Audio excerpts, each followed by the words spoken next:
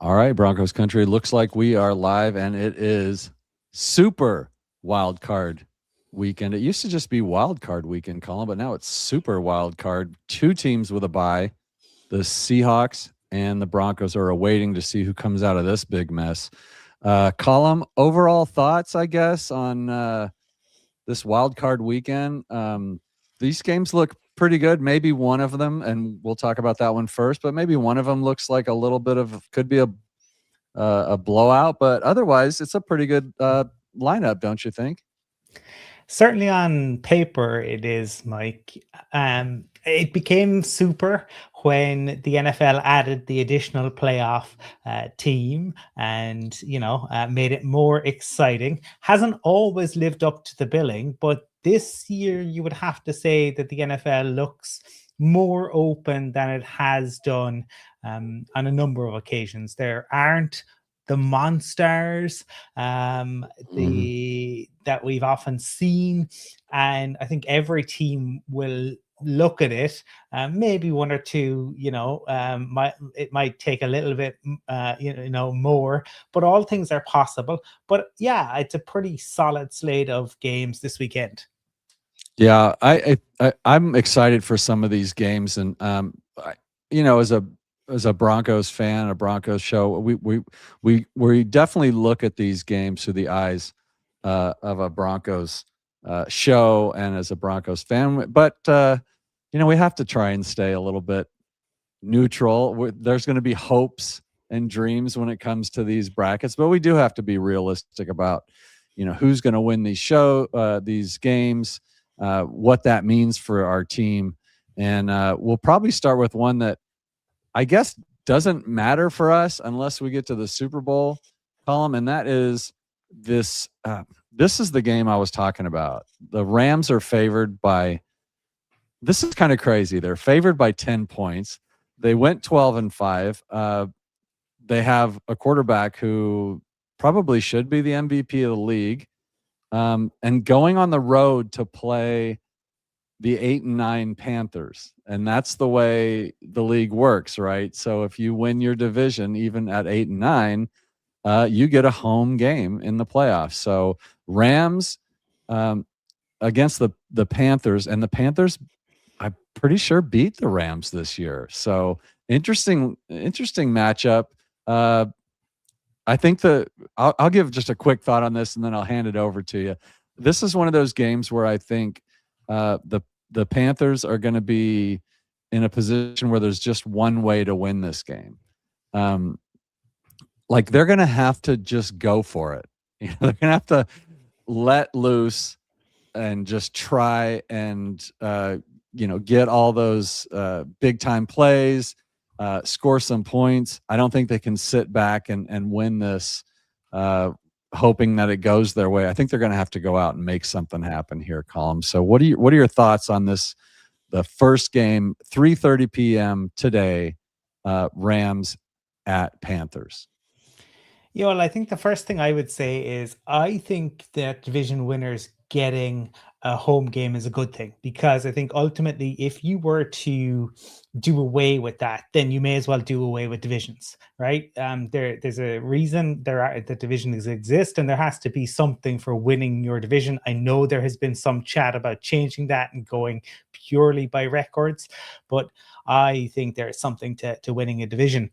You're right in that the Rams would seem to hold all of the keys in this one, but let's not forget that the Panthers did beat the Rams earlier in the season. And that was kind of down to Matthew Stafford being uncharacteristically sloppy. I would tend to agree with you, Mike, that he probably is the MVP of the league, of the regular season this year. And I think we have seen time and time again that he can put a team on his back. He does, like, QBs throw interceptions, it happens, but he also makes big plays happen time and time and time again. He can be clutch. And he was a big reason the Rams won the Super Bowl a few years ago. If they don't make that trade for Stafford, I don't believe they win with Goff. For the Panthers, look, there's nothing to lose here in some ways, and I think that's probably their best shot. Is everyone expects the Rams to win, so for the Panthers, there's no pressure. I will note that David Tepper, the owner of the Carolina Panthers, for some reason decided that this week he was going to let fire 6 more people. So he even when things are going right in Carolina, he makes some truly baffling decisions. I mean, look, this is to me though. While I think Stafford is the key to the Rams winning a Super Bowl, I think this game probably comes down to the Rams, running the ball, because they have a really good run game, and the Panthers just can't stop the run. So to me, if the Rams get the run game going early, this could become a blowout potentially. I mean, if you're a Broncos fan, right, the Carolina winning would probably be preferable, both for you would see them as less of a threat, and also just the sheer chaos that would kind of throw in. But I can't see it. To me, I just see this being the Rams. I think Sean McVay is a very good coach, and I think, like Sean Payton, he tends to get his teams peaking at the right time, and they have some guys coming back as well. So I expect them to take care of business, even though they are on the road. Yeah, Matt Stafford just went off this year. He's got 46 touchdowns versus 8 interceptions, 4,700 yards passing. And I like that. It's crazy how balanced they are. They've got a 1,200-yard rusher, a 1,700-yard receiver, that being Puka Nacua.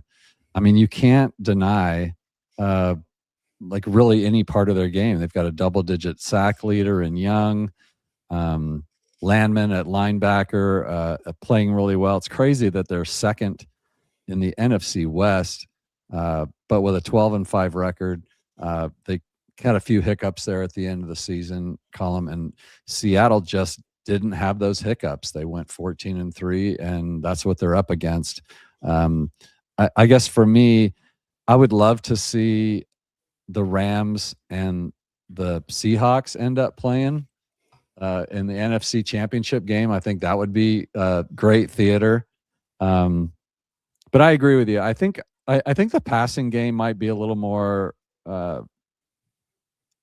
I guess I agree that the rushing game will be important for the Rams, but when you got a 1,700-yard receiver and you've got Matt Stafford playing the way he's playing, I don't know that they'll throw the ball all over the field, but I feel like it could come into play where you could see. Now, this is a 10-point spread, which take that for whatever it's worth. That's just money stuff, and we don't deal in spreads here. We don't deal with betting, but they're heavily favored. I mean, I think on ESPN's matchup predictor, however that works, they're the highest by far at 73.5% to win this game. So this one has blowout potential. You have to agree with that. Yeah, no, it certainly has the potential. It is the NFL at the same time, though, and you never know what might happen. But I think the Rams will. I think they would like to get off to an early lead, and I think they would like to run the ball. Of course, with Puka Nacua, with Devonta Adams, and with Stafford, you have the possibilities there, right, of the big plays. But they know that if they can win this, there are much bigger challenges ahead. I think they would like to take a Sean Payton-esque approach and, play a more vanilla game in this if needs be, and really keep those big plays and what you really want to do until you face, the Seahawks, the 49ers, the Eagles, because those are big boy defenses. I don't think that the Panthers are there yet. I think the Panthers have been plucky. I think that Dave Canales has done a really good job there in year one. I think it's a really difficult place for anybody because of the owner, and I think he deserves kudos because I don't think the roster was in good shape. And he's got Bryce Young looking like an NFL caliber player. Like before this year, Mike, Bryce Young looked all at sea. He looked like he couldn't play in the NFL. Now at least he looks competent. And even if it does end up being one and done for the Panthers, I still think it's been a successful season given the mess that they were in before Dave Canales took over. Yeah, I'm going to obviously take the Rams here. I think we both will. Rams are going to take care of business and move on in the playoffs. And let's see if they'll come down here. So where are we at? Is this the weirdest? It could be. I mean, for it the Seahawks will play. This is all wrong. This graphic is all wrong. Did you see that? The Seahawks will play whoever ends up being the lowest seed. So if it ends up being it could be the Packers or it could be the Rams. I mean, potentially, if the Bears were to beat the Packers, it would be the Rams against the Seahawks in the divisional round. Yeah, I had a beautiful graphic that I stole and put up there, and as soon as I looked at it, I realized that whoever made it completely wrong. But we'll both take the Rams there, and then we'll move on to the I guess for me, one of the more interesting games. This is a game where you've got the Bears taking the division at 11-6. Green Bay at 9-7. They had Love hurt for several games. They dropped their last 4 games, I believe, which is crazy. But there was some context there. You had Love out. They didn't even play their starters in Week 18. They were happy to, once they were in the playoffs, to just stay where they were. This game it's interesting that the Packers are favored in this game on the road at the Bears. I believe they split this year. They both came down to kind of last minute plays. You got to hand it to Caleb Williams, who has had a solid second season in the NFL and has shown some of that clutch gene that we see in Denver from Bo Nix. He definitely makes some plays when they need to be played, and I think that might be what this game comes down to today. I think the Packers are actually a better team. Now, their defense has certainly suffered since the loss of what's his name?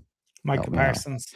So yeah, since Parsons went out, their defense struggled, but I still think that this is a better team. I don't know that they can go on the road and beat the Bears, but interested to hear what your thoughts are in this game as we'll wait till 7:00 tonight to watch this one here. And I suppose you'll just catch up on it tomorrow since you're in Dublin.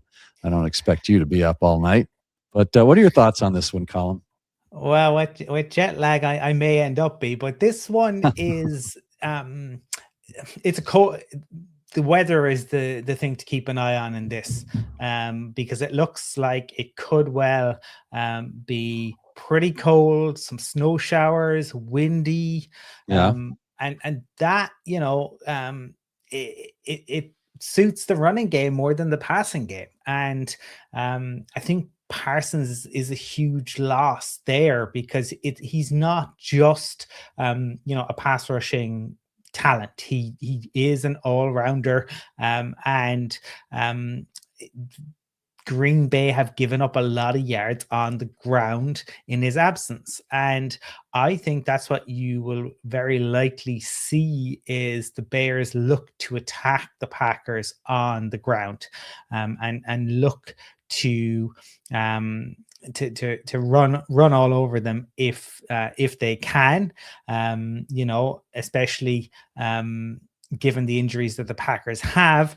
On the flip side, I think you will see Jordan Love look to try to take advantage of a Bears secondary that you can get at, particularly in man coverage.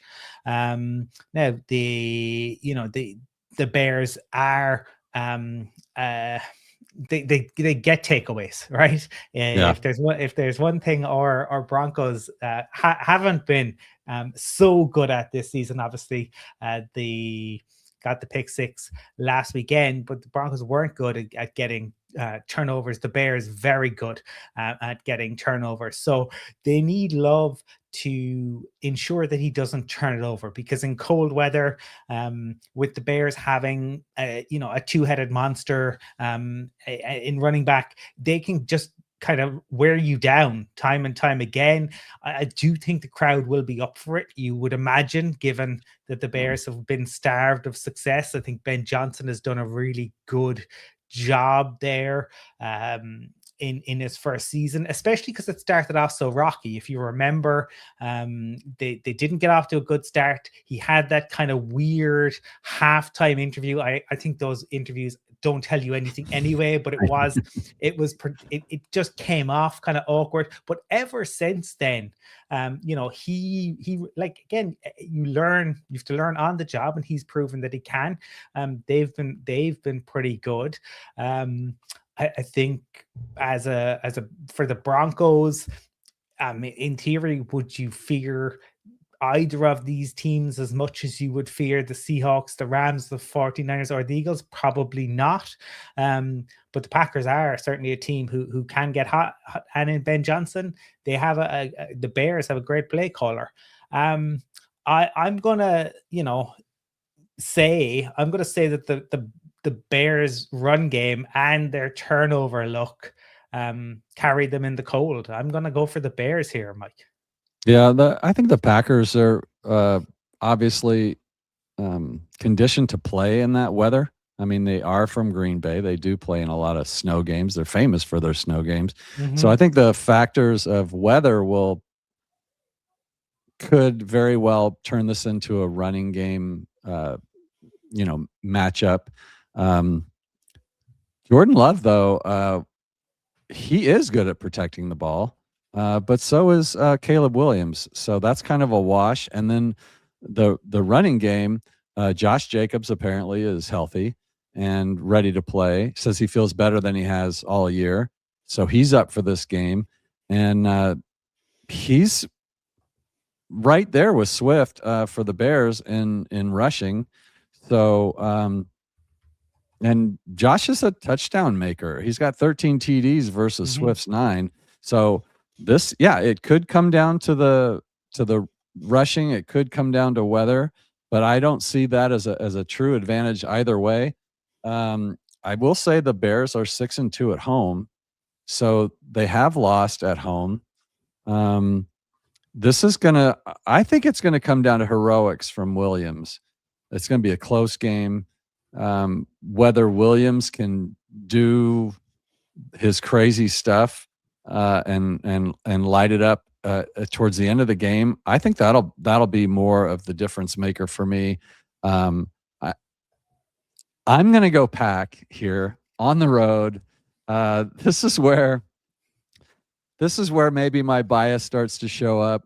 I love the Pack.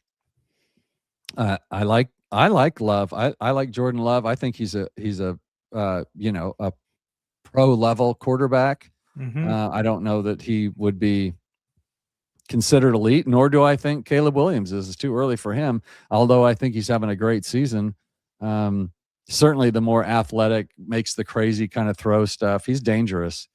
But if they can come up with some sort of plan to keep everything in front of them and prevent the red zone, maybe force the Bears into field goals instead of touchdowns. I think their last game was an overtime win for the Bears.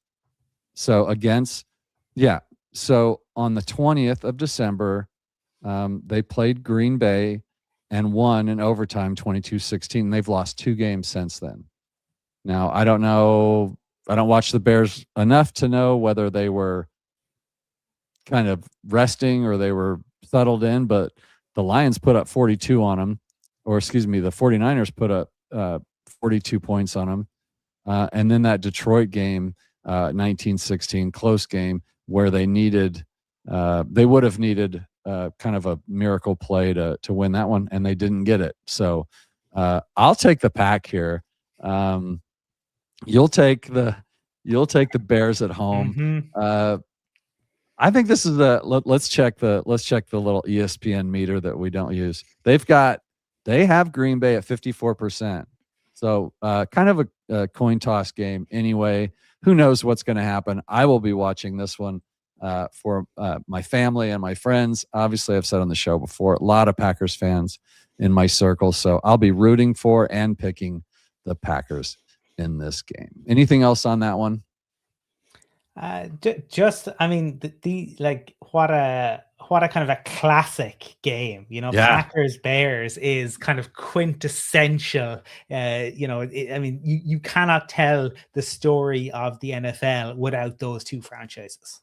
Yeah, and it's a conference game, which just Green Bay owned that division for so long, or that conference, and Chicago is now trying to stake their claim. They did win the North this year, so they have stake in that claim. But Green Bay, Chicago is about as historic and fun of a matchup as you can see. And Colum will take those pesky Bears, whereas the smarter and more savvy Carmelini will take Green Bay. Now, let's get into here's where it gets interesting for Broncos fans, guys. Bills at the Jags. This game, man, the storylines in this game, Colum. This is the noon game tomorrow. 12-5 Bills against the 13-4 Jacksonville Jaguars. The Jags are 7-2 at home, and the Bills are 5-3 away. We're a long way from the Liam Cohen Duval press conference. He's kind of shown that he can get a lot out of this team, and he's ridden that us versus them small market team. Nobody believes in us thing. He's got the narrative with Josh Allen, with Mahomes out, and you've got, well, we'll see. We've got no Mahomes. We've got no Burrow. We're missing one other one too. Lamar. And no Lamar. Yeah. So, it's easy for the narrative to be, Josh, all your nemesises are gone. Is that a word? Nemesi are gone. If you can't do it now, when can you do it? Just a cool matchup. Big game, 6 versus 3.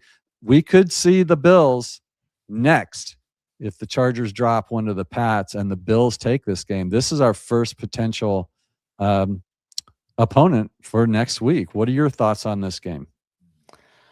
This, look, this is going to be fascinating for any. This is the game of the weekend, reasons. right? This is the game of the weekend for me. I think so. Yeah. I do think that Kevin Clark's assertion that if the Bills don't win, it's all on Josh Allen is somewhat ridiculous. That is ridiculous. That's hot take. Yeah, I don't know if people watching will have seen the Buffalo Bills injury report, but it has 15 players on it. Michael Carmelini, 15 players. Now, is Josh Allen on it? He is not. Well, then don't worry about it. Josh Allen's got this Superman. He's Superman. Unsurprisingly, Joey Bosa is on there. Ty Johnson is on there. Dalton Kincaid was limited, but was a full participant yesterday, so it is very likely to play. Same with Matt Milano. The interesting one, Matt Prater, well known to Broncos fans, he is questionable.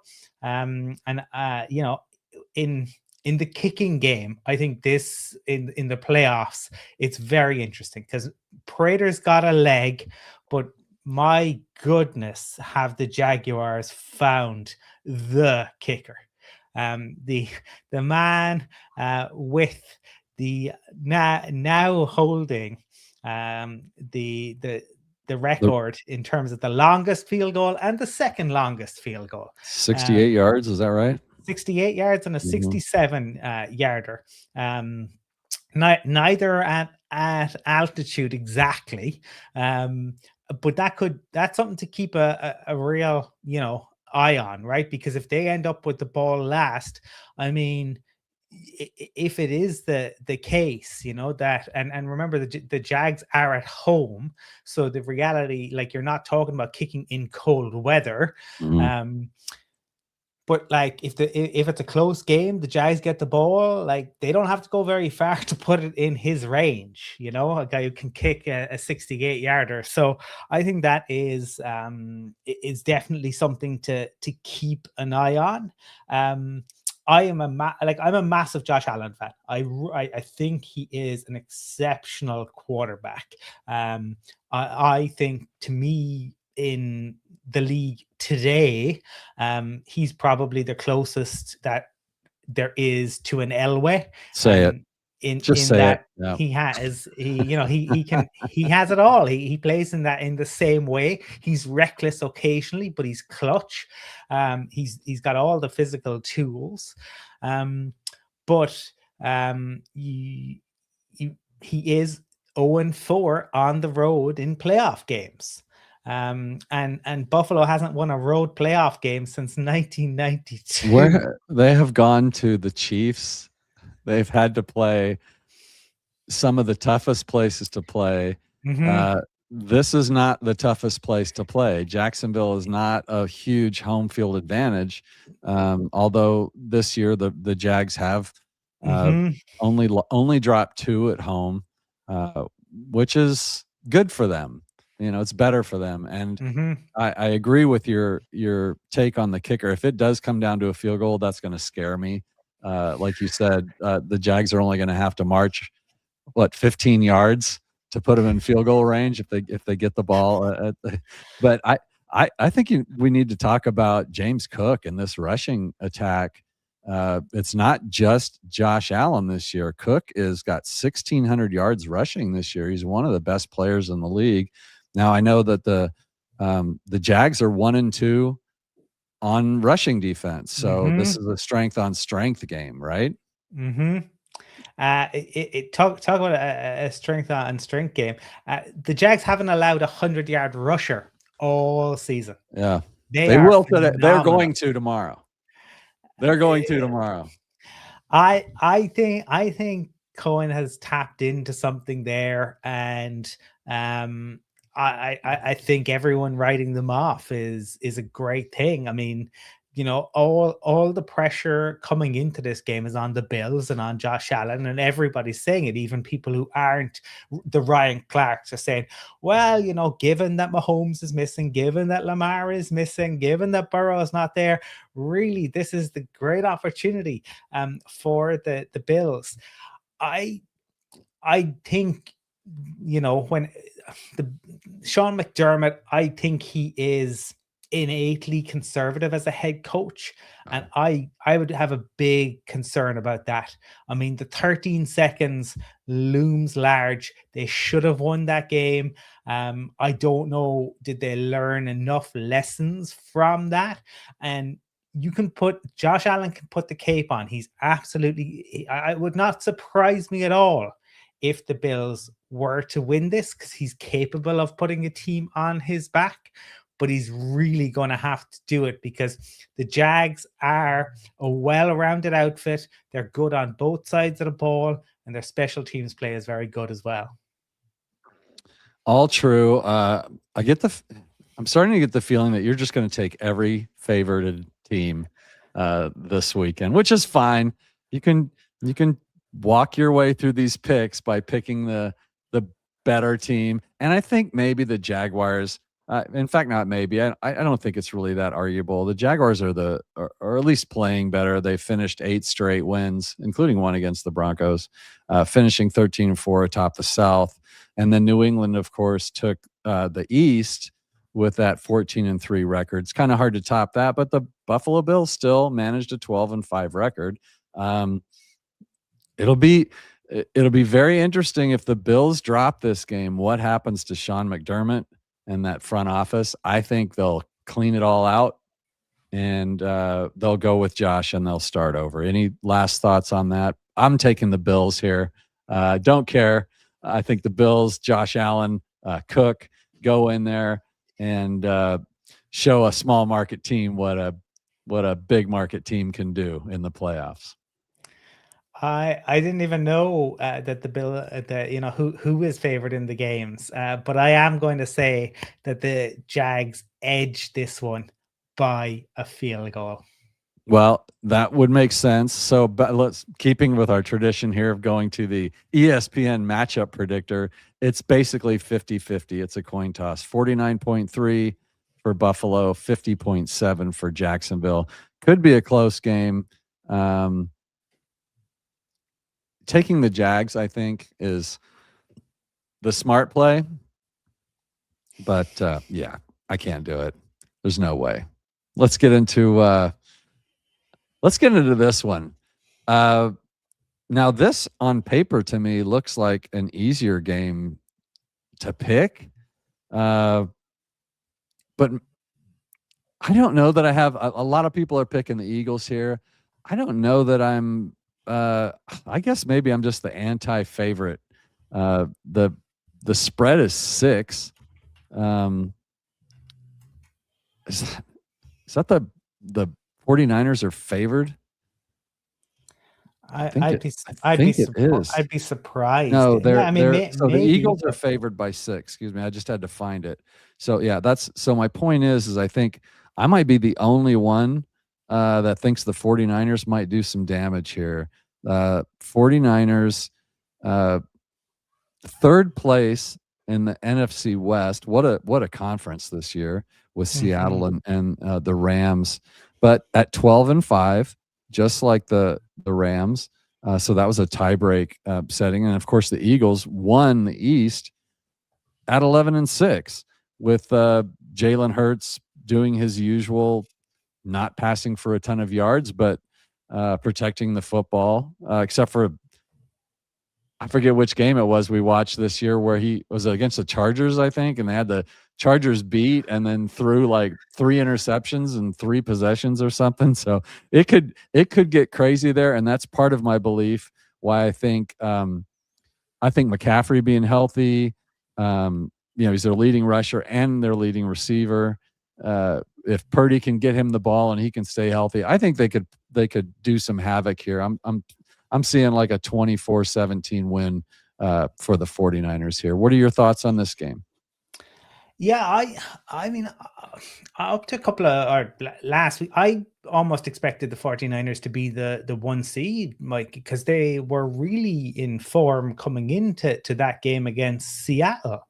And then all of a sudden, the wheels really came off in that last game. They had been kind of so good for so long.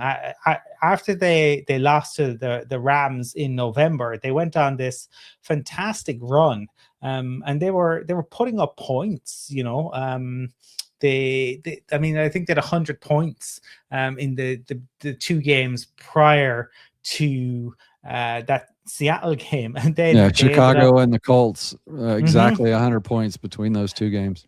And then they're at home to Seattle, and it's a battle for the 1 seed, and they could not get anything going. Imagine that, a team that couldn't get anything going against Seattle's defense. I mean, the Seattle defense is a little bit better than the Eagles defense, Colum. Ooh, Eagles defense in playoffs. Vic Fangio, they come alive, and they're nasty. Like, they are horrible. And that's what you need to be. I still think it is underappreciated how much Jalen Carter wrecked the Eagles last year. Wrecked the game for the Chiefs against the Eagles in the Super Bowl. Like, he went out on the field, he told you that he was going to kick your ass. He kicked your ass. He told you how he kicked your ass, and he said, "I'll see you again in 4 minutes when I'm going to do the exact same thing." That's horrible. Like, when somebody tells you what they're going to do to you, and then they proceed to do it, and they explain how they did it, and then they're going to do it again. And they're mean, they're nasty. It's a horrible place to go and play, and that would. Oh yeah. But Kyle Shanahan and this 49ers team, they have guys who can do it. Like McCaffrey, could not get going against the Seahawks at all. I think he averaged 2.3, which for his standards was absolutely nothing. And even, getting the ball out of the backfield, it just wasn't working. That would be my, I suppose, my concern. I know that if they get going, then they can steamroll anybody. And I mean, again, it is two teams. Trent Williams, he's hopeful to play, but he wants to play, because he's got a hamstring, right? Yeah, there's a lot of bad blood between these two teams, but he says he's hopeful of playing, but who knows? I just, the 49ers they've so many injuries, and that's when you look at the number of guys who are on IR there, it is really startling. If they were at full strength, I think it might be different. But I just think Philly at home in the playoffs, I think this will be a really low scoring game. I do. I think I'll put it this way: if the 49ers score more than 17, they'll win. But I don't think they will. I think this game ends up being a sort of a 15-12 type game, and I think that's how the Eagles will eke it out. But I think the Eagles they're really struggling on offense this year. Saquon hasn't been running the ball well. Hurts has struggled. They've had issues, with the wide receivers not being happy. It's the defense that they'll rely on, and that's the reason I think they get over the line. But I think they fall over the line. I don't see them being as scary against the Rams or the Seahawks, who are just not as beaten up as this 49ers team. Yeah, the Eagles, so their last 4 games, they went 3-1. Same with the 49ers. The Eagles had the Raiders, which is their big offensive output, but that's, of course, the Raiders. So to your point, they did get 29 against Washington, and then they scored 13 against Buffalo, which was another win, 13-12, close game. This could be something like that again. And then they lost to Washington, 24-17, but not sure if I don't remember if they were playing anybody in that game. I think they were happy with where they were. And then the 49ers, they had this 4-game win streak, but it was Cleveland, Tennessee, Indianapolis with Phillip Rivers, I think. And then the aforementioned Bears, 42-38. 49ers went off and put some points on them. Like to see the Packers do that today. And then, of course, they lost to Seattle in that last game, 13-3. Again, it's hard to judge what. Now, I think the 49ers had something to play for there, didn't they, in that last week? I can't remember. So that was a disappointing loss for them. It was. I tend to agree with everything you said here. Let's see. Home record. Eagles are 5-3 at home this year. I think it's going to be a crazy environment. I think it will. I think the 49ers know that what they're walking into there. And certainly the Eagles are favored. A pretty big spread, 6-point spread. So I think most people would pick Philadelphia here. They took the East. Not a big accomplishment when you're next. I mean, second place was 7-9 Cowboys, but they still won the East quietly. And then, we talked about the 49ers, third place in the NFC West, probably the toughest division in football. I'm going San Francisco again. I'm taking the underdog. Looks like I'm taking the underdog every time. I think the 49ers, I think they're ready for this kind of game. But when you've got a healthy McCaffrey, all those other injuries, I think he's the difference maker. I'm all about playmakers this week. I know that Brock Purdy's, the system quarterback or whatever people like to call him, but he's a playmaker too when he needs to be, and he can run around and make some plays.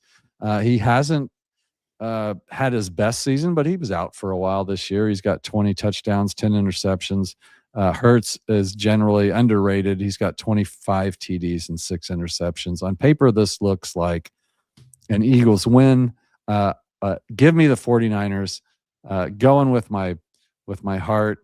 And it's a Shanahan coach team, so as a Bronco, I'm rooting for them as well. So, any final thoughts?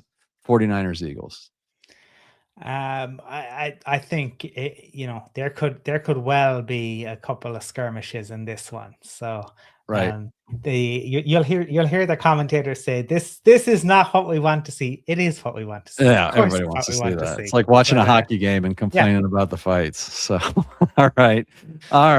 Well, I guess we need to talk about probably the most impactful game, or could be, because the Chargers are going on the road to play the Pats, the hated Chargers, but they're the 7th seed, Colum, and that means, for everybody that doesn't know, and I'm sure that's none of our viewers because our viewers are so educated, the 7th seed, as the Broncos are the top seed, the number 1 seed, we get the lowest seed out of all these games. Whichever lowest seed wins will come to Denver next weekend. This game is one that we'll all have to watch. And I have thoughts on this game, and I can't wait to hear yours. This is in New England. Looks like it's going to be about 20 to 30 degrees. Doesn't look like any snow or anything like that right now. I think the Pats are favored, but it's like 3.5, so it's basically a wash since their home field advantage. I think this could be a really close, tough game. I think the Chargers are built really well for the playoffs when healthy. They're built for cold weather games with a tough run game and a tough defense. The problem with the Chargers is their O-line. They've just had the worst luck with their O-line, starting in the offseason where they lost their best offensive tackle and then losing 2 other tackles. They're playing with 3rd string tackles and I think a 2nd or 3rd string guard. Justin Herbert is going to get pounded in the playoffs. The one thing that you have to give Justin Herbert, as much as it pains me to say it, is that he has been making some incredible plays to keep this team moving. They're very hard to get off the field when he gets hot. What are your thoughts on this game? What do you see? This is a big, big game for the Broncos this weekend. Yeah, huge implications in this one, obviously, because were the Chargers to win on the road, then they would come to Mile High, as you mentioned. Yeah. I suppose a lot of the focus on this has been about Herbert and Drake May, and that's who the media is going to fixate on, and there'll be narratives no matter what way it goes, right? If May loses, then he hasn't beaten anyone of note, because he had a hand in designing the schedule, and if Herbert if Herbert loses, then he's can't win choker. a playoff game. Yeah, he's a choker. Ignoring that it's a team game. We watched John Elway drag terrible Broncos teams through playoff games, and then he'd lose in the Super Bowl and he'd get called a choker. We could have had 15 men on the field against the 49ers in that Super Bowl. It wouldn't have mattered. So that was a time where the NFC just dominated the AFC. It was 13 straight years that the NFC won Super Bowls. I mean, we were just the little junior high teams playing the varsity teams for years. It took us a long time to get caught up. I say it just to highlight that it is a team sport. And I think that's the concern. You highlighted it. It's the O-line. It's how much Herbert gets hit. He's been sacked 54 times. And that's a real problem in the playoffs. If he's running for his life, or he's getting sacks. And I think Herbert is a very, very good QB, but it's the O-line that would certainly worry me. I think that the thing that probably jumps out to me is I do think Harbaugh is a very good kind of playoff coach in that he focuses players. The mindset will undoubtedly be right, but he's going up against Vrabel. And if you remember a few years ago, Vrabel is the young pup who learned some tricks from the old dog. If you remember the video of him against Bill Belichick and deliberately taking penalties, which Bill Belichick had done when Mike Vrabel was there. So he learned from it, and Belichick was losing his mind. There's two wily coaches going up against one another. You've got two very good quarterbacks going up against one another. It probably, you've got two decent backfields going up against one another as well. But I think the Patriots' run defense is a bit better than the Chargers' run defense. And I think that could be the key to this one, Mike, is if the Patriots can get their two running backs going, that could be the piece. But again, Justin Herbert is capable of making plays out of nothing. But everyone will obviously remember the Jags game, where the Chargers managed to charger it up. And you said the worst luck with injuries. That's just seems to happen to the Chargers year in, year out, unfortunately. And is Henderson on IR, or is he? Do I have the wrong running back? Travion Henderson, the running back for the Patriots. He's got 911 yards. Am I confusing him with someone else? Did he get injured? No, he's okay. They have Gibson is their running back who's on IR, but Henderson and Stevenson, are both good to go. Well, then, it's interesting. You've got a team much like the Broncos and the New England Patriots, second-year quarterback, quote unquote, overachieving, quote unquote, easy schedules. And it's kind of true, right? But like you said, Drake May drew that up and made his own schedule, which is, just this. That's the funny thing about that. You play who's in front of you.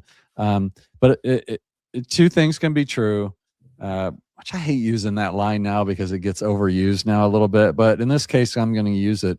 They did have an easy schedule, but they're a good football team. Like it doesn't mean that they're not really good. It just means, they had an easier schedule, but they did take advantage of it and won the games they should win. They won 14 games this year. Drake May's got 31 touchdowns, 8 interceptions. He's played lights out. It looks like just a really, really great quarterback for them. Good for the Patriots. As a Denver fan, you want the Patriots out there. You want the Steelers out there. You want those teams. Certainly not the Chiefs. I don't like that. I don't like anybody from my division being out there. But it's we come from. We win Super Bowls by going through the Patriots. There's a lot of history there. I love that stuff. Same with Pittsburgh. But in this case, I think New England's a good football team. I think they're a really good football team, and they're really well coached by Vrabel. I hate the Chargers. I'm not sold on their ability to protect Justin Herbert enough in the playoffs for him to superhero his way through a win at Foxborough. I don't know if they call it Foxborough. It's Gillette. Okay, I'm getting old. I've got the Pats here. I think it's just too much. I think Herbert's going to be on his butt a lot on this game, and I just don't know that they can keep up with these Pats. I guess I should look at their last few games here if I can find it, just to kind of get a sense. This is interesting to me. The Patriots. What do we got here? They're 1, 2, 3, 4. Their last 5 games, they scored 33, 31, 28, 42, 38. If that's not an offense on fire, I don't know what is. And that was against, again, not the toughest competition, but they did play the Bills, 35-31, very close game. They played at Baltimore, the Jets.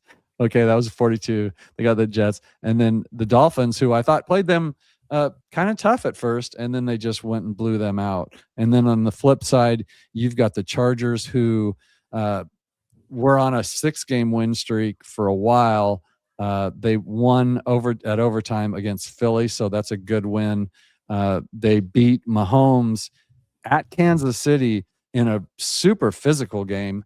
They were just knocking KC players out. About every 3 plays, you'd see a Kansas City Chief getting dragged off the field. Harbaugh's got these guys playing really, really hard. But then they dropped that Houston game, which essentially gave us the AFC West, and then lost with their scrubs playing at Denver, where they were just giving away the game. So trying to get healthy. They'll be a little healthier, but I don't think it'll be enough, Colum. I don't think with that O-line, I give them a low chance to win this game. And honestly, I hope the Chargers do lose this game, because I don't like the matchup with Broncos-Chargers. I would love for them to come to Denver and beat them and have those bragging rights all year. I would love that personally, but I mean, honestly, I don't want to see the Bills or the Chargers. I guess if I had to pick between the two, I would take the Chargers in Denver. But I don't think they beat the Pats. I think the Pats take care of business at Gillette Stadium. I see Rory has a comment there that he makes a fair point that this Chargers team is 2 years on from the Brandon Staley, the debacle of the loss to the Raiders, where they celebrated getting first downs, if we remember that. And yeah, look, I think you Sean Payton and Harbaugh deserve kudos. And I think if the Chargers were a little bit healthy, or I'd have, more belief in them. It would not be a shock. I think the Panthers beating the Rams would be a shock. Yeah, that's the only shock game for me. That's the only shock, right? Yeah. It wouldn't be a shock at all if the Chargers were to win this. No. But no. I do think the Patriots at home. I think you've also seen, the Diggs arraignment has been put back until after the Super Bowl, so that's a distraction that they don't have to worry about. And I think it's as much as as Broncos fans, we might not like them. The reality is that Foxborough is pretty raucous, and having that home advantage does make a difference, particularly in the playoffs. And so I think they edge it. And I think the Chargers will continue to build under Harbaugh. But I think that the Patriots at home, they'll just about have too much. Yeah, I agree. Diggs has got a 1,000-yard receiver there. McConkey on the flip side, almost 800 yards. Dangerous little receiver, though. He can cause some trouble. He's got great rapport with Herbert. I like the rushing game better for the Patriots, and certainly Drake May I'll take over Justin Herbert 7 days out of 7. Dre's got 4,400 yards passing, essentially 31 touchdowns, 8 interceptions. Herbert's still dealing with a fractured left hand, I believe, and that sucks, honestly, for him. That's got to be tough for him taking a snap with a broken hand. I mean, if you've ever had to deal with a broken bone, I had a broken bone in my right elbow that even when the cast was off, every time you took an impact there for a long time, you just always feel it. And so, he's dealing with a lot of pain there. So hats off to Herbert for being a fighter. And I'm with you. I wouldn't be shocked either way. If the Chargers win or it's a close game or if it's a blowout, either way, like nothing would really surprise me in this game. We have to pick one. I definitely take the Pats at home, though, to get this one done. And I think we've got one more game left here, don't we? That could, depending on how these games go, if the favorites win, so if the Pats beat the Chargers and the Bills drop one, that's the 5 and that's the 7 and 6 seeds, and that would bring up the Texans and the Steelers. Now, this game, Texans are the 5 seed, I believe. Yep. Okay. So I don't have it in front of me. Let me get this up here. This game is another coin toss game. I'm sure Houston's favored by a little bit. Yeah, it looks like 3 points. And it's another one of those games where you've got a 12-5 team going on the road to play a 10-7 team at home. So I agree with you that if you win your conference, then you're a champion. So you got to come play us. You didn't take care of business at home. Jacksonville was second in the South at 12-5 behind the Jags. Interesting game. Implications certainly if, like I said, if the favorites win, Colum, we could have the Texans, or if there's a God in heaven, which of course there is, because I'm Catholic, we get to see the Pittsburgh Steelers in Denver. I mean, this game could be, and it's the last game. It's Monday night. So we could be watching this game as a Broncos fan with I'd be happy with either one of these teams coming to Denver, to be honest with you. I would much prefer the Steelers, but we don't want that anything to do with that Texans defense. I see it on your face. The whole world sees it on your face. I'm just saying, for me personally, I think Sean Payton knows how to beat some teams.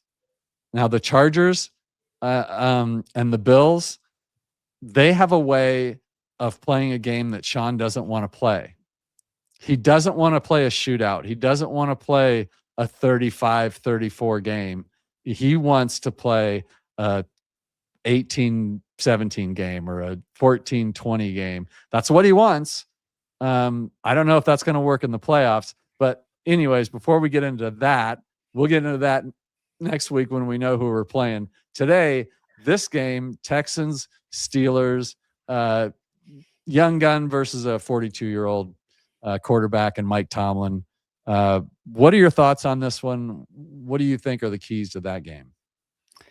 Well, there's a streak going one way or another because the Steelers have won 23 straight Monday night games, Okay. right?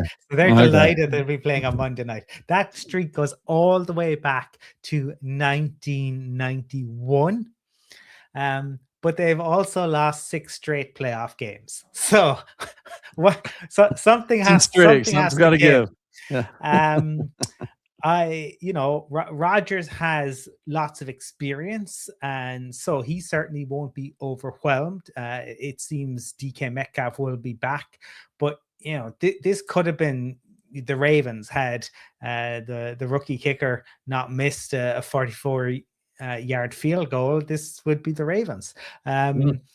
and I look, this is all really about the Texans defense. I think what you're going to try, what I imagine may well happen is it's going to be very much quick pass from the Steelers. They're going to look to get that ball out because um, Will Anderson Jr. and Daniil Hunter, my goodness, do they get to the QB, and at 42 on a Monday night, it's not going to be warm in Pittsburgh.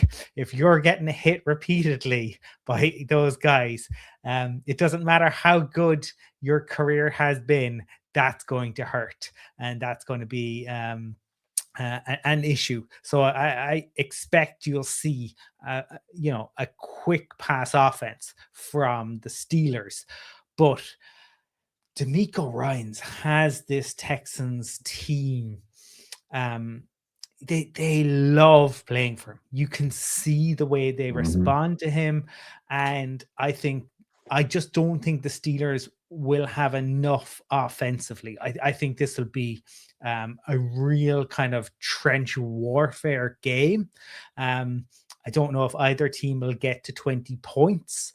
I would certainly prefer to face the Steelers. I don't think that the Texans are great offensively, but defensively they are legit. They are scary. They hunt in packs, and they absolutely fly to the ball. They are really something special to watch. Like football, Mike, it's about more than just the highlights, right? It's about more than just the big splash plays. If you're somebody who enjoys the game, I loved watching Jalen Carter wreck the Chiefs in the Super Bowl. I thought it was fascinating to watch. I think this Texans defense is incredible to watch. Also, they're so much fun. It's how you want defense to be played, and I think that you need grit, you need determination, and you need big cojones to go in to Pittsburgh and take it away from Aaron Rodgers and from Mike Tomlin. I think they have that. Texans' last 5 games, they're undefeated. They've beat Kansas City, the Cardinals, the Raiders. The good win here against the Chargers. Like I said, important win for the Broncos. That was a 20-16 game. I see this game playing out something like that, 20-16. I think the Texans can put up 20 points on the Steelers and can hold them to under 20 points. So I've got the Texans here taking care of business against the Steelers. The Steelers had kind of an easy go toward the end of the season, giving them like they weren't gifted a playoff berth because they had to beat the Ravens in that crazy finish game against Baltimore. That I don't know. Say what you want. Maybe is what Jim or John Harbaugh would still be working right now if not for a missed field goal, right? So what a crazy game, 26-24 Baltimore. There was like 4 lead changes in about 2 minutes worth of TV time. What a nutsy game. You never know what's going to happen in this game. I do like the fact what you said about Aaron Rodgers. He's going to be unfazed. He definitely looks to me a lot of the time like he doesn't really care one way or the other. He just gets angry about things, but other than that, but I think he's going to be. Now this is playoff football, so he's going to be up a notch. He's going to have a little more Aaron Rodgersy type plays this game. He's going to be looking for Metcalf on some big plays. I don't know that he'll have time to hit him deep, but they're going to try and set something up to make that happen. I see, but I mean, you can't deny, the Texans defense. They are favored in the game. I guess I'll go Texans. Yeah, like I said, like a 20-16 win. Unfortunately, I would love to see the Steelers come to Denver, but I don't see it happening here. I wouldn't be shocked either way. But if I see anything other than a 17-14 win by the Steelers or something like that, like if the Steelers were to win, I don't think it's going to be 35-7. It's definitely going to be a closer game. Now, your point about coaches, these players still love to play for Tomlin too. So I think that might be kind of a wash on the coach having players fired up. Yeah, look, they do, and again, Mike Tomlin has a phenomenal record there. Some interesting stuff coming out about whether he'll be back next year, and if he is to be back, what that might look like. You and I, Mike, we've talked about this before. I think anything you hear, take with a truckload of salt, because people are putting it out there. But no, look, both of these guys, they're very different, right? And Tomlin is a bit like Yoda in the press conferences with stuff he comes out with, but no, his players clearly love playing for him. It's just so visceral with D'Amico Ryans, and you can see it. But you're right. Tomlin will have his guys fired up and going out in front of the terrible towels. There will be definitely pressure on the Texans coming into this, and the Steelers have lots of experience. I've got a question for you from Gary. Now that we've gone through the weekend. Oh, wait, you're picking the Texans, right? I'm picking Texans. Yeah. All right. Yeah. I'm not going to let you out of here without knowing who your picks are. We got to get this on record. I know I'm going to lose this pick round, taking a bunch of underdogs, but that's my heart as a Broncos fan, hoping maybe my hopium. I would love to take the Steelers here, but I can't even do that. Gary says, he asks, if the Packers lose, what are your thoughts on rumors of Harbaugh going to the Packers? I've seen these. I guess the idea going around is that Harbaugh is not going to commit to anything until certainly after this weekend, when there could be some changes from one and done, or not one and done, but you get to the playoffs and then you're out. Packers being one of those, there's talk about Matt LaFleur losing his job if they don't get it done this year in the playoffs. What are your thoughts on that, Matt LaFleur, and how would you feel about the Packers getting John Harbaugh up there? Okay, so a couple of things on that, I suppose. I think it would be it would be somewhat harsh on Matt LaFleur in terms of what he has done in Green Bay, where he had to deal with Aaron Rodgers, and really it wasn't until Rodgers left Green Bay that we saw all of the off-field antics come to the fore. So he kept a pretty good lid on that. He's only had one losing season during his time there, and this year, they got Micah Parsons. They were flying, and then Parsons got injured, and they haven't looked quite the same since. Jordan Love has had a couple of injuries this year, and he's managed to win games with Malik Willis. So I do think it would be harsh. I think if they decide to move on, I think he would get a job immediately anywhere. Another head coaching job. I do believe that, and I think he's, if you say were to look at the kind of McVay tree, I think Matt LaFleur is a better head coach than Mike McDaniel, for instance. Yeah. That like all, and I say that like with, sometimes people always say, careful what you wish for and don't move off it. I don't always believe that either, right? Because if you look at the Broncos and John Fox, the Broncos made the right decision. John Fox could not get it done, but John Fox had Peyton Manning. He had this star-studded cast, and they would always choke. I don't think that's been the case with the Packers.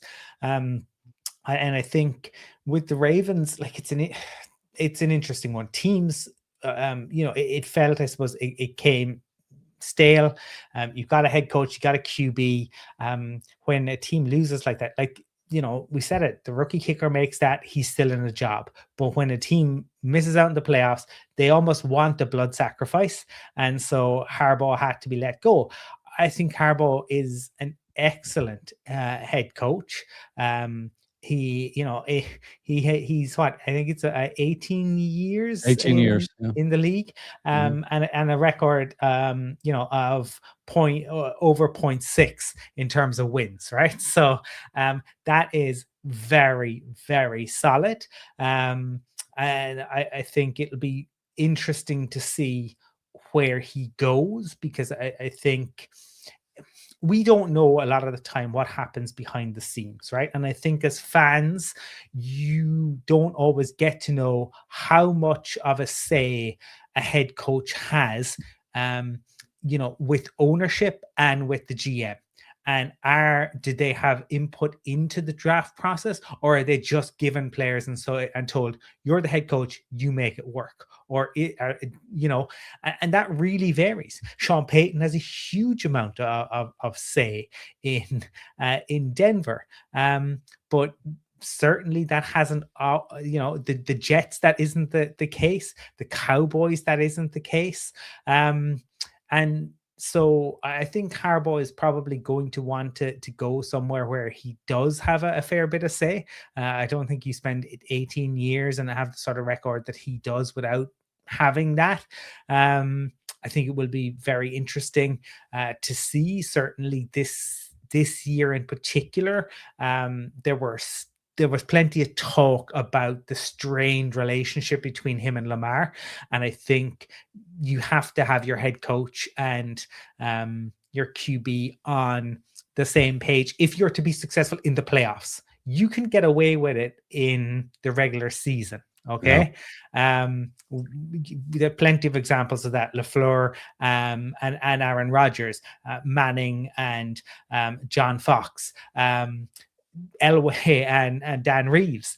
But if they're not on the same page when it comes to the playoffs, that's where you run into problems. It seems like the Giants are going all out to get Harbaugh. Yeah. But will he want to work with Joe Shane?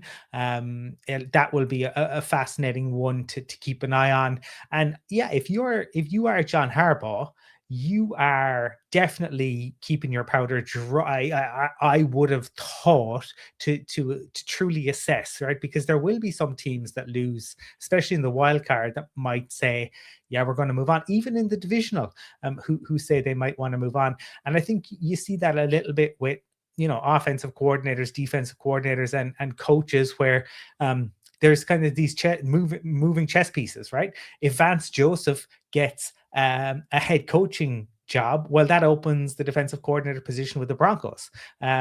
So there are an awful lot of moving parts, but ultimately, I think Matt LaFleur is a very good head coach. I think John Harbaugh is an excellent head coach. And I think were he to end up with the Packers, he's steeped in the history of the game. Although he did not know. I don't know if you saw that video where they asked all of the NFL head coaches which current NFL head coach had more rushing yards than Bo Jackson. Yeah, and it was his brother Jim. It was his brother, and he did not know that. But he is steeped in the history of the league. We've talked about the fact that the Packers are a franchise.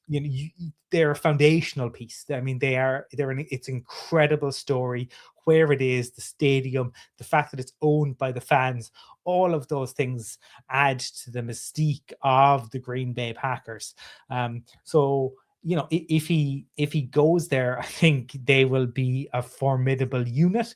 But I think it would be harsh on Matt LaFleur in a season where he lost, his best defensive player and his QB has had injuries, to move on that quick and not to give him a chance. But it's the NFL. That's teams make the decisions. It's hilarious to look at the league now, right, in 2025, 2026, and compare it to where it was in the 80s and 90s, when team didn't change head coaches nearly as quickly. I like the fit for Harbaugh in Green Bay.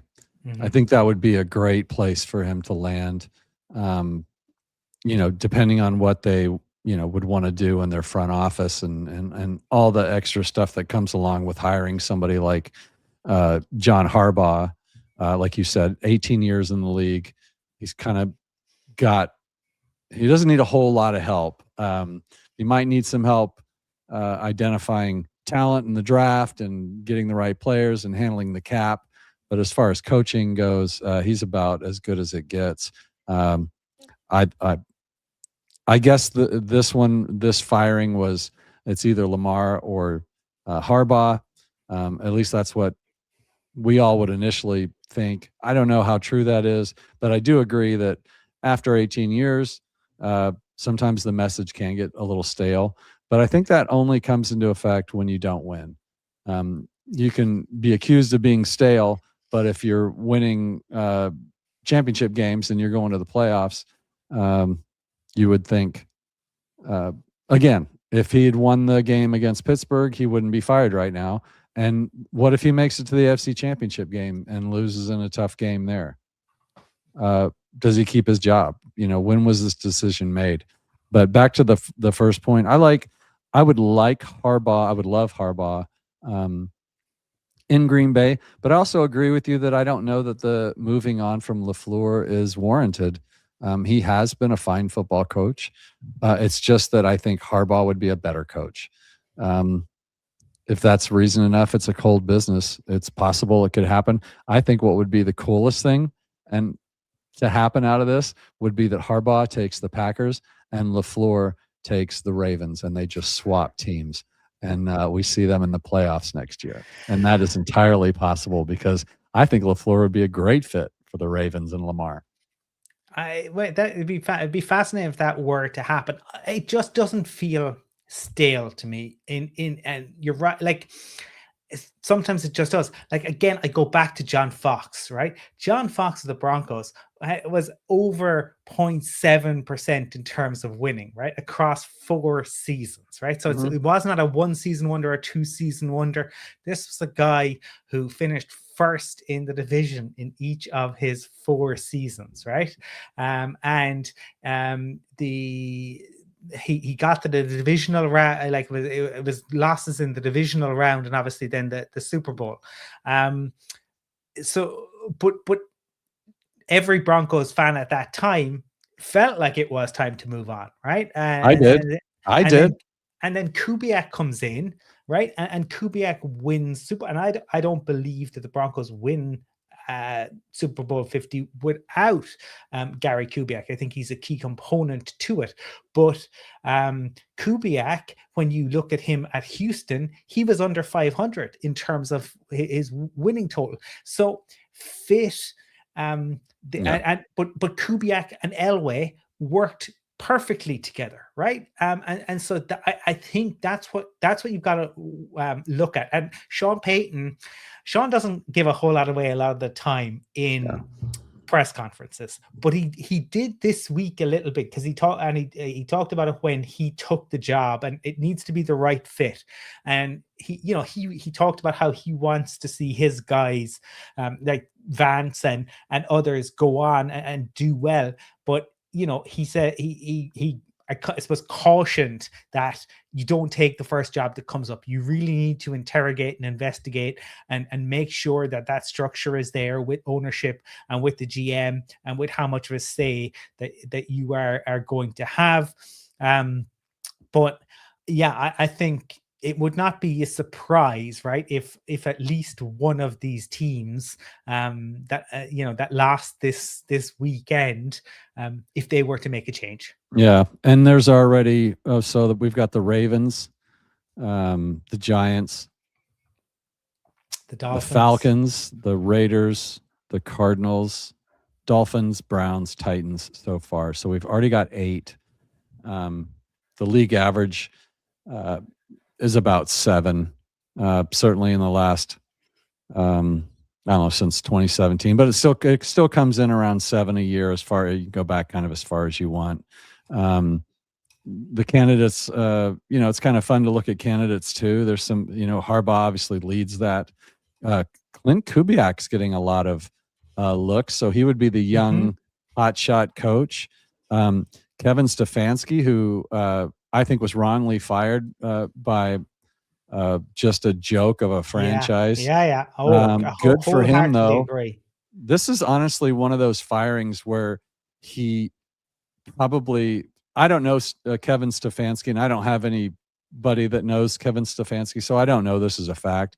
But if I'm him and I'm let go by that franchise that he coached up to a competitive, that was the Browns were not an easy out this year. Like, he had that team playing for him in a lot of games.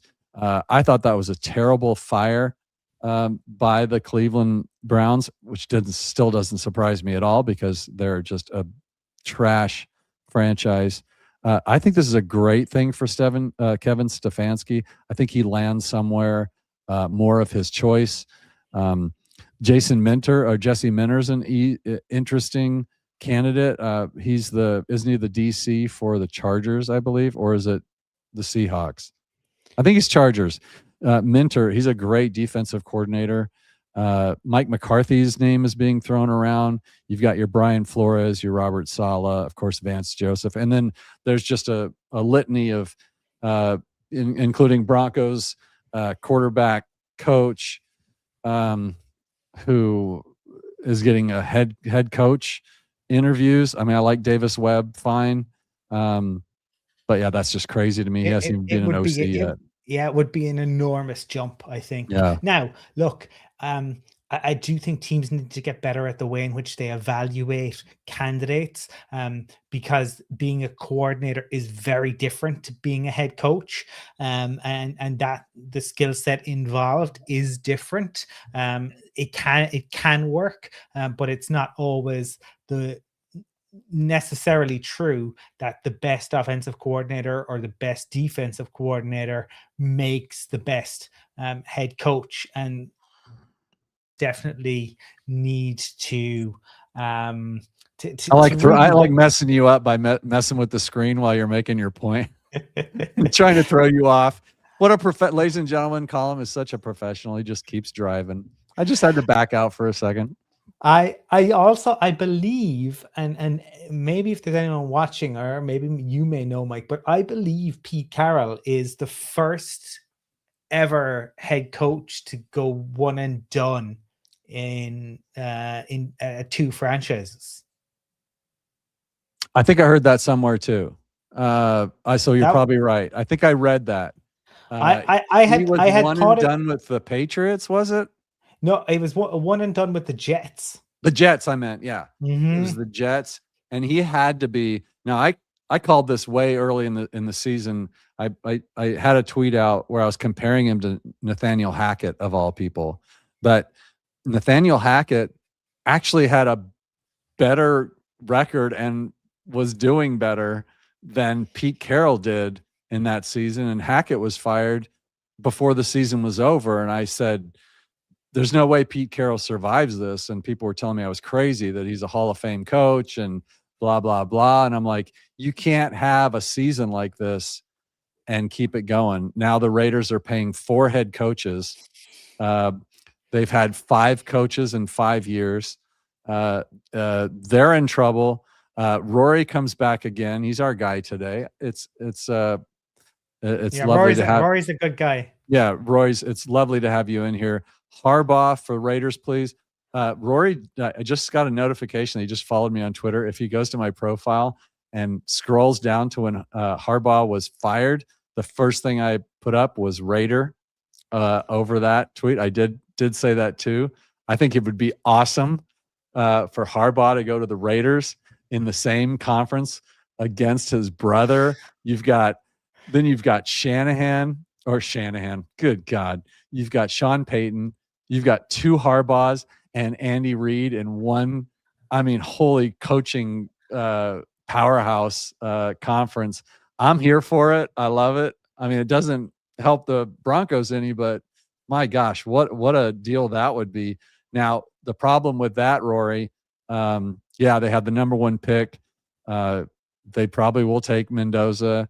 Same division as brother. He could turn franchise in 2-3 years. AFC West would be killer division. I agree with every bit of that. That certainly would be something we would talk about on the Spin Zone, our other channel. Make sure you guys check out the Spin Zone on NFL. We get into that. Go ahead. Just to say, like, what's fascinating on the one and done stuff is it was pretty common in the 70s, Mike, and then it like there was one instance of it happening in the 80s, the 84 Vikings, right? It happens occasionally. Who was that? Was it right before Zimmer? Les Steckel in 84. Okay. And 84. That's way back. It happens a few times in the 90s, not a huge number. There's 5 instances throughout the 90s. From 07 it begins to pick up a little bit of pace, and then since 2021 you have had at least one instance of it.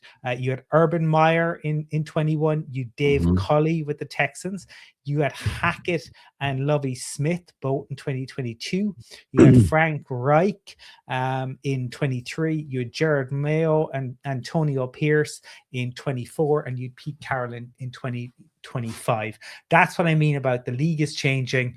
Their owners becoming more impatient. They want to move on.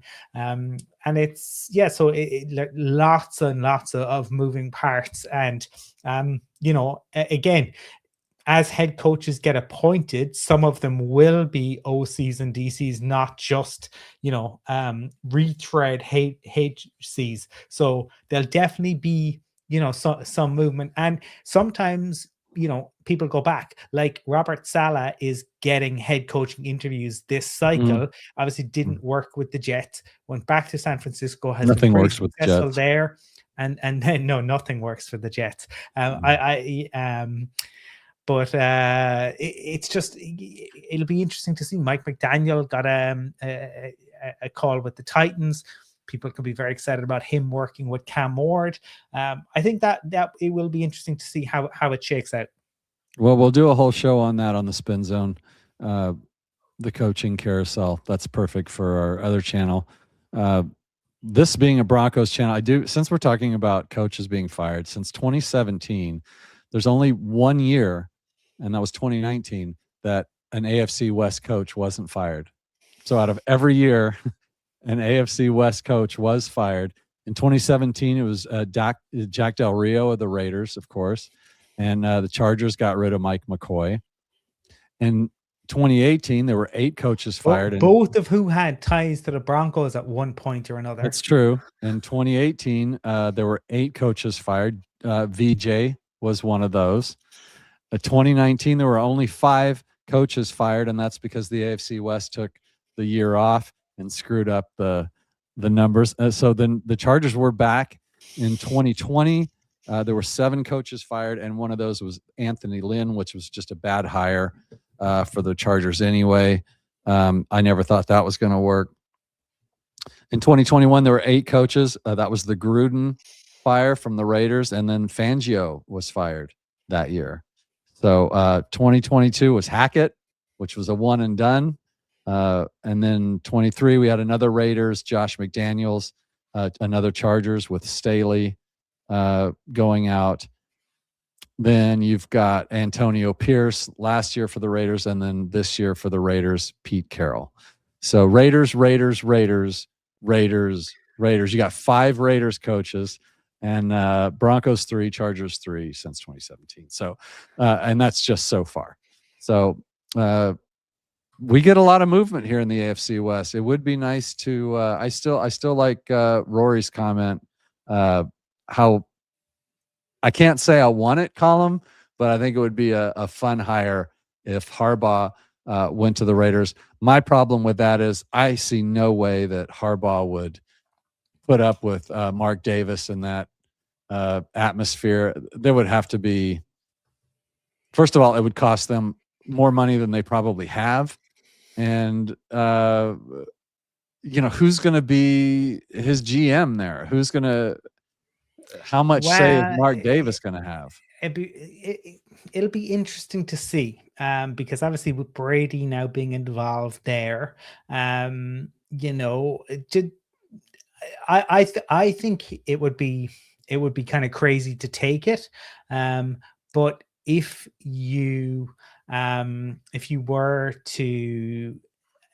Brady can convince him, and if Mark Davis is willing to really take a step back, but is he? Like these head coaches, like these owners won't do it. It's the same as Jerry Jones, Yeah. Jerry just refuses to take a step back, and it's the ego that drives it. They're not that interested. There's no relegation in the NFL. It is a money-making machine. So your mistakes don't really matter because it's a license to print money. And so you just toss it out next year and you go again. So yeah, it's kind of silly for the Raiders to be paying the number of head coaches they are, especially some of the guys who they did appoint. But it doesn't matter because they make so much money anyway. Yeah, I agree. I would like to see. First of all, I don't think Jerry Jones. He doesn't care whether he wins or loses. He just wants money. But then he goes on record this week saying he wants to retire or die being the winningest owner in NFL history, and he would have to pass Kraft to do that. He's got a long ways to go, and he's 80-something years old. So good luck with that, Jerry. Last thing on the coaching stuff I've got for you. There's been a little talk about, and we forgot. I want to get my guy for Smiths in here. Hackett, fan fave, Jerry Rosburg.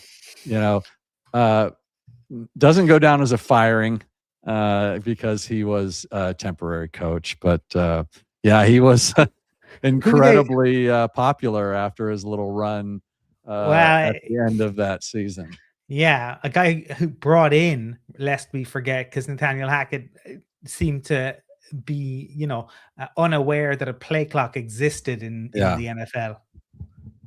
Yeah, well, that was just, gosh, how far we've come in 3 years from the Hackett debacle with the 12th wanted coach and Sean Payton. So lucky to have Sean here in Denver.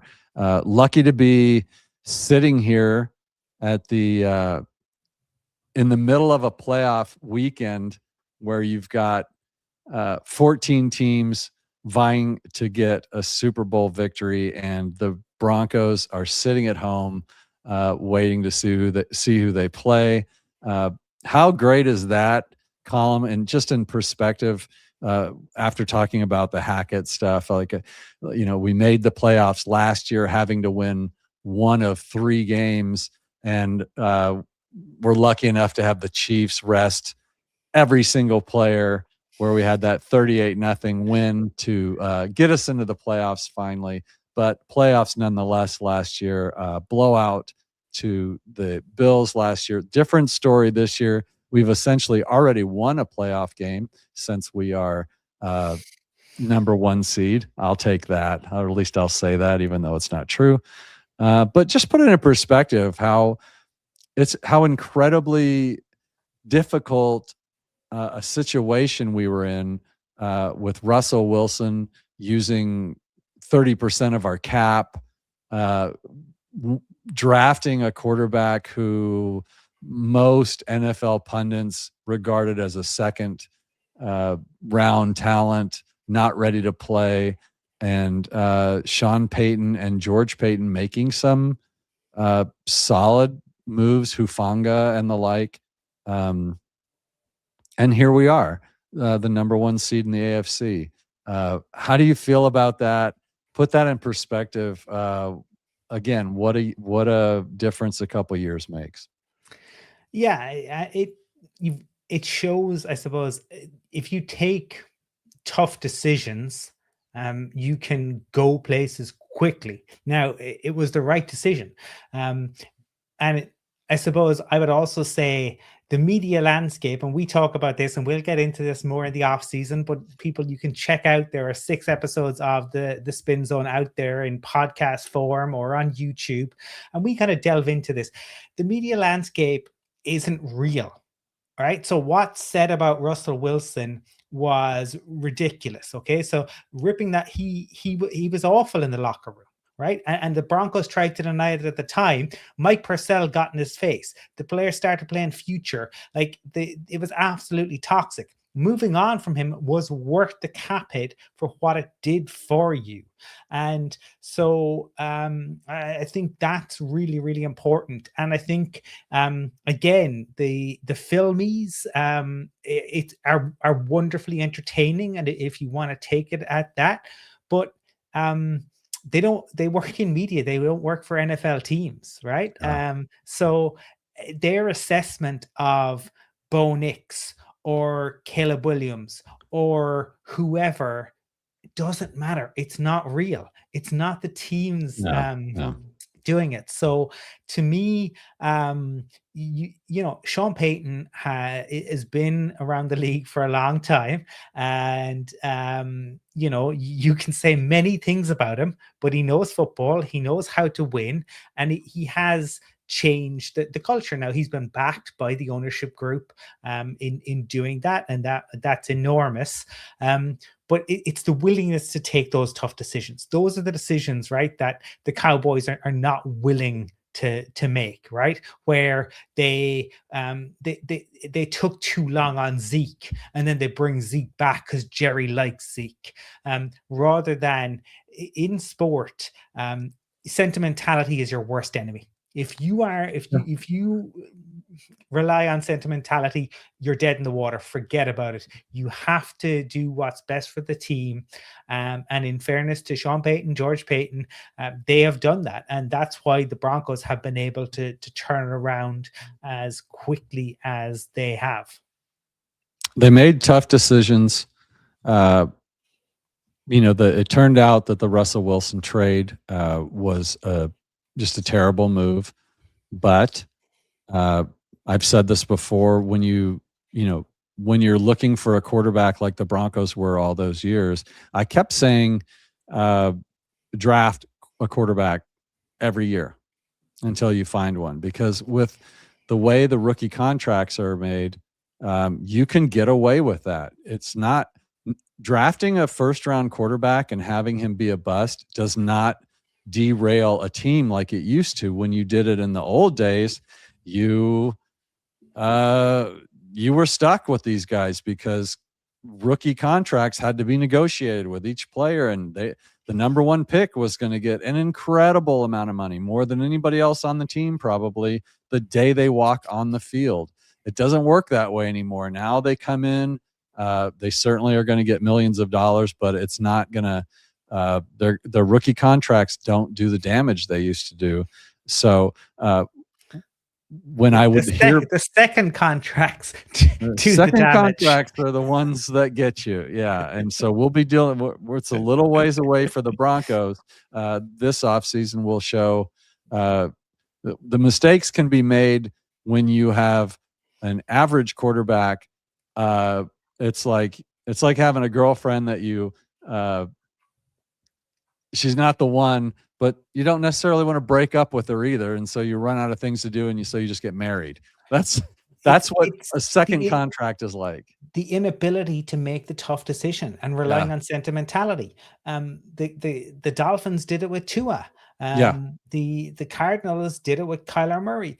If you know you they and the Cardinals had been willing to move off of Josh Rosen to Kyler Murray. Kyler Murray was fine on the rookie contract, not so much on a second contract. Same with Tua. And I do think that in the fullness of time, like you will see teams really evaluate that second contract, and I don't think you'll see them handed out as readily as they have been in the past. I think teams will really dig in, and they will want guys to show that they got the top QBs will still make the money, but I think you will see a lot more kind of move on, and we're beginning to see that with Baker Mayfield, with Sam Darnold.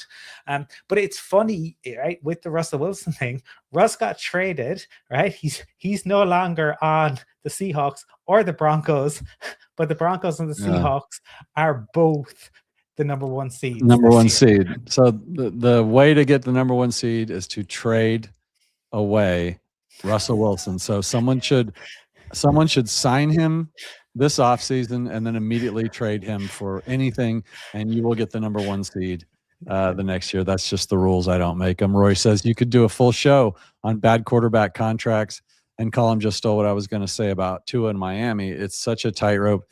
Yeah, I like his point. I like your point, Colum, about sentimentality. That's exactly what it is. It's like he's our guy. He's not great. But gee, we'd hate to see him leave.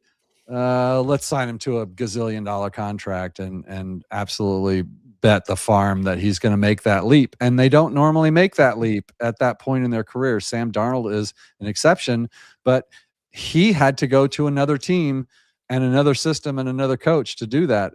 If you're going to see that sort of jump from a player like Tua, I guess I never saw it. You're right. I think maybe you can't set your team back that far to sign a mediocre quarterback to a huge quarterback contract. It just hamstrings you. It's safe decisions. It's not making the bold decisions. You have to be bold in order to be successful. You have to be willing to roll the dice on it. It's easy. You know the guy. You know what his strengths and limitations are. So, we'll just sign him and we'll work around it. No, you got to roll the dice on it. I agree. And Roy, just so you know, Colum and I will be doing a full show on the spin zone, with all the ownership versus coaches changes that went on this year. We'll get into that. And then I guess we might do some of this too. I do know that David Talks Broncos and I will be doing a Monsters show on all the quarterbacks, breaking them down, like who we rank the highest, who shouldn't get a contract, who did get a contract that maybe shouldn't. So all that's coming up here on the Mile High Monsters. Make sure you catch Colum on the Dublin to Denver podcast with Stuart Roche, one of the best Broncos podcasts in the world. I'll say it's the best. It's the best podcast, as this is the best YouTube show. We're still working on the spin zone. We're slow playing that one. That's going to be a real big off-season show for us. That's where everything happens. On the spin zone. It's hard to have time to get into all that stuff during the season because we're just going game to game and game. And spin zone is more of a investigative journalism, looking deep dive stuff. Real excited about what we're going to do this year. So look forward to that. If you are watching this show on the Mile High Monsters, please get over to Spin Zone. Check it out. I'll put the link in the description. this is where Colum can really shine. Thanks for everybody that watched today. Good viewership today for a live stream. I love seeing that, and nice to have Rory and Mr. Smith in the comments. Great show, gents. Enjoy your playoff weekend. Appreciate it as always, Rory, and of course my guy Tanner. Great show, fellas. I think it was too, Colum. Colum just got off a plane. Literally got off a plane. Came from here in the States, did a full tour of Death Valley and the Grand Canyon and had a great time, and threw his bags on the floor and changed his shirt, and we pushed the button to go. So Colum, any last words to everyone on the Mile High Monsters? Anything you want to talk about, plug, or any last thoughts maybe we didn't cover about these games? I think this is the best time of the year for football. I mean, it's fun and exciting when it comes back in September, but this is real football. The games matter. It's win or go home, and everything's on the line. That ramps it up. So I love the next month, and as you said, Spin Zone will be back in March. I think probably by the time we get it, but there are 6 episodes out there at the moment. You can check it out, get a taste of it, and we have big plans for the off season. It is a slow burn. It is something that we really want to delve into. And if you have ideas for things that you might like us to cover, to get in touch. You can find both Mike and I over on Twitter or across social media. Comment on YouTube, get in touch with us, and we'll be digging into stuff. But I think there'll be a lot to look forward to in the months to come. Yep. And shout out to Gary for the question on Harbaugh. It kind of got us into this was going to be about an hour show, and we went 45 minutes long because we started getting into some of this big stuff that we like to get into on the Spin Zone. And as far as Mile High Monsters goes, it is the fastest growing show in Broncos country of all the YouTube programs. We are growing at an incredible rate, Colum. So happy that you're a part of it. So happy that David Talks Broncos and Let's Talk Broncos, Zach Seegers, are a part of this. We had a goal of 1,500 subscribers by the end of the season. We're not even at the end of the season. We're at 1,775 now, so we've exceeded it by a couple hundred. And now we're shooting for 2,000. Who cares? Shoot for the moon. Kudos, Mike. Well deserved. Well, it's just because I bring on great co-hosts. It has nothing to do with me. I don't do any of the heavy lifting on this show, guys. I just sit here and look good. Marquee Sports chimed in last week just to say that I have great hair, and that made my day. Of course, I said it was on Twitter, and I just said it was a wig, but it's not. It's what I have left. And Colum, thank you again. Welcome home. Glad you made it. Glad you had a great trip. We will catch up with you guys on Mile High Monsters tomorrow. I'll do a preview show tomorrow on a couple games specifically. I think I might do one just on the Chargers-Pats game. I probably want to do a deep dive on that. Colum, I don't know your schedule. Maybe I'll have Colum back on the show. We'll talk about that later.